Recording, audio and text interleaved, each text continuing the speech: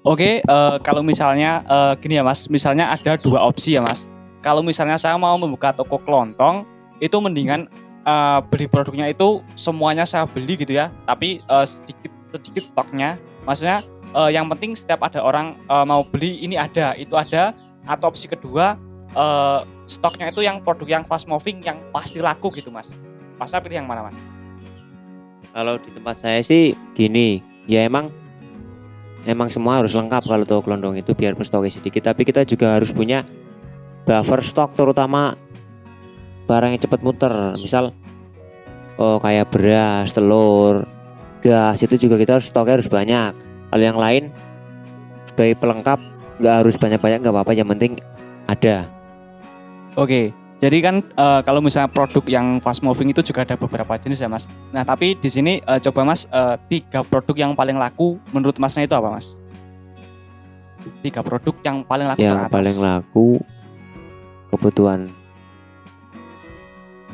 kopi, beras, telur sama LPG. Nah itu berarti produk yang ini ya Mas, yang paling laris ya Mas. Dan gini Mas, kalau misalnya warung kelontong itu kan rata-rata juga sedia produk rokok juga ya Mas.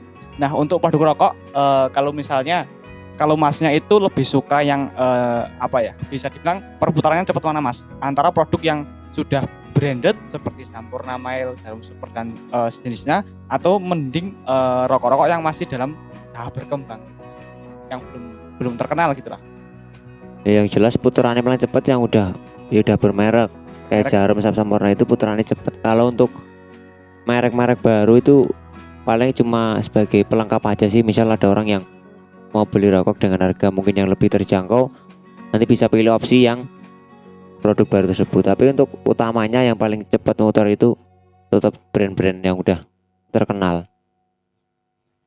Oke, jadi terus gini Mas, kalau misalnya untuk produk-produk apa ya? Ini barusan ya teman-teman, saya itu melihat transaksi. Jadi kalau misalnya ada orang sisa uang kembalian misalnya 1.500 atau 2.500. Nah, biasanya eh ya udah ini 1.500-nya buat beli apa misalnya tadi Masaku aja. Nah, itu memang emang itu strategi Masnya untuk Masnya apa ya? Konsumen membeli produk lebih banyak atau memang itu sebuah kebetulan atau gimana, Mas? Udah dikonsep gitu ya, Mas?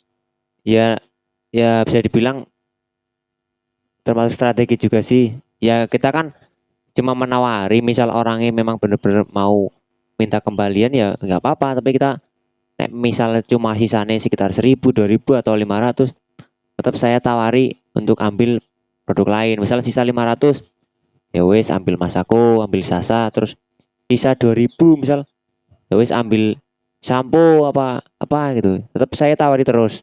Hmm, Nanti perkara dia mau atau enggak kan, ya wes sebenarnya aku udah nawari, daripada kembali kan sayang, mending iya. buat beli yang lain.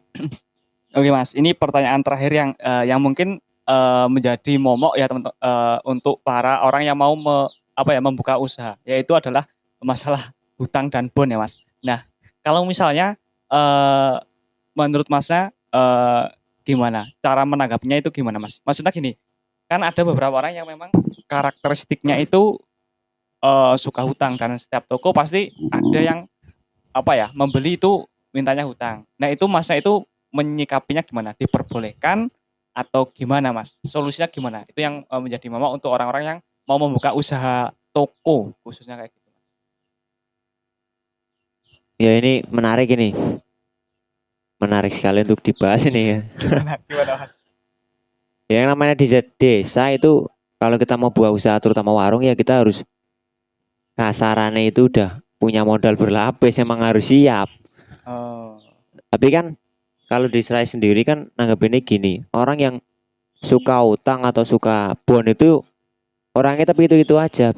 Jadi kalau saya nutupnya gini, misal dia utang apalah paling 5.000 apa 10.000, iya.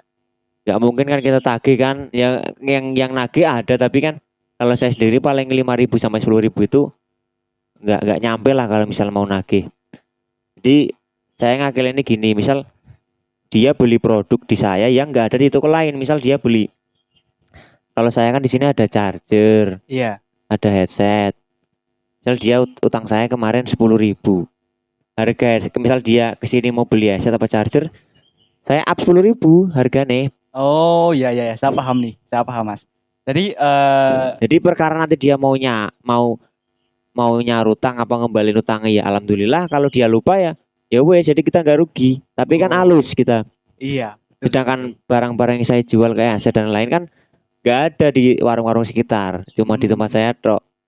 Mungkin udah saya konsep itu, resiko-resiko kayak gitu emang udah saya konsep. Daripada saya nagih, daripada saya ngasih tulisan misal dilarang bon, dilarang apa kan nanti malah jadi ini ya Mas ya. pelanggan kan jadi kabur. Mending kayak gitu aja. Wah, Perkara dia mau bayar ya alhamdulillah, nggak mau bayar ya saya nggak rugi. iya, karena Kan saya sebenarnya udah nge-up dari harga iya, itu.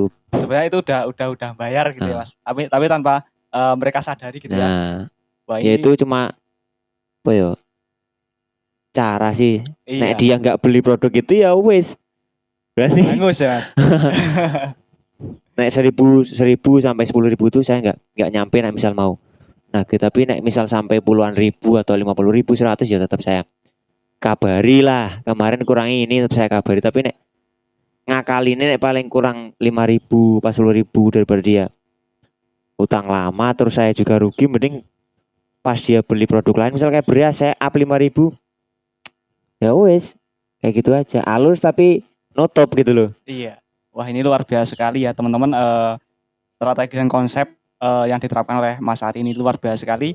Dan memang apa ya? Memang untuk para orang-orang nih yang hobinya hutang ya. Jadi kalau misalnya kalian hutang rokok, hutang apa? Rokok itu satu bungkusnya itu paling untungnya mentok berapa Mas? seribu 1.000 ya lima Mas ya. ratus paling 1.500 kalau dihutang diutang satu bungkus dua puluh hancur. ribu hancur lah.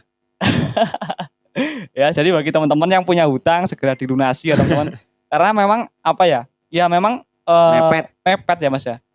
Oke, mungkin dari diskusi ini ada hikmah yang bisa diambil kalau misalnya ada kesalahan dalam menyampaikan kata, saya minta maaf. Dan kalau misalkan suka sama video-video edukasi mengenai toko, sales, marketing, silakan untuk subscribe. Terima kasih ya Mas Ari untuk Ya, waktunya ya intinya Mas. pesan dari saya kalau mau buka warung atau usaha warung kelontong harus punya modal berlapis. Misal kalian buka warung modal 10 juta, kalian juga harus siap uang 10 juta untuk backing. Backing ya Mas ya. Iya, Kalau enggak ya berat. berat. Mending kerja harian aja. Tapi memang kalau misal di desa memang identiknya memang sama sama hutang. Karena memang apa ya? Ada orang yang sebenarnya nggak hobi hutang tapi karena keadaan misalnya gaji dia bulanan gitu ya Mas, kasbon terlebih dahulu kayak gitu. Oke teman-teman, mungkin videonya sampai di sini dulu. See you next time. Sampai jumpa di video selanjutnya.